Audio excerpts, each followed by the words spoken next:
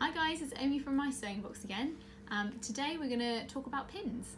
So lots of you ask us in the shop about what sort of pins you can buy and what the difference is between them. So I'm going to talk to you a little bit about the difference between all the pins.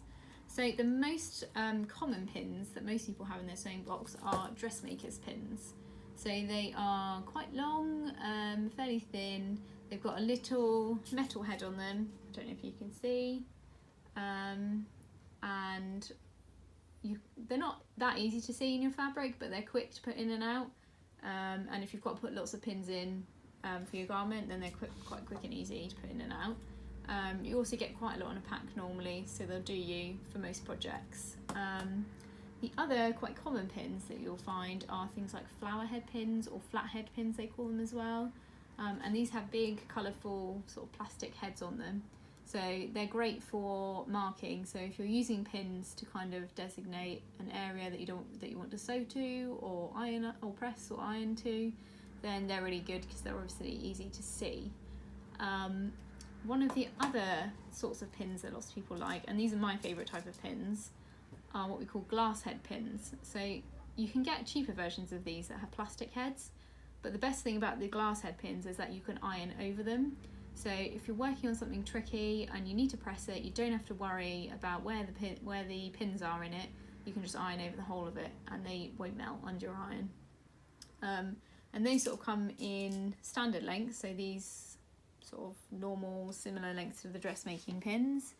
And they're also great for dressmaking, I find, because it's easy to see the coloured heads on them.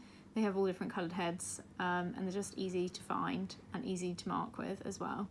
You can also get extra long versions, so these are really good for quilting. So obviously where you've got lots of layers, you need a longer pin, and I know quite a lot of quilters like these as well.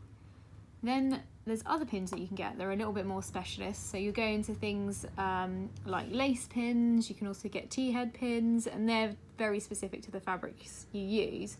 One of the other sets of pins that I really recommend are ballpoint pins, and a lot of people don't know this, but they are for using with stretch fabrics, especially jersey. So if you do a lot of jersey work, you don't want to use clips, you can get some ballpoint pins, and they basically they penetrate the fibres of the knit without breaking it.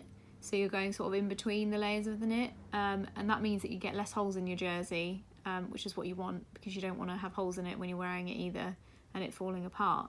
So they're really good. The only thing is that you can't tell the difference by sight, so you just need to make sure that you keep all your ballpoint pins together, separate from your normal pins, because you won't know the difference.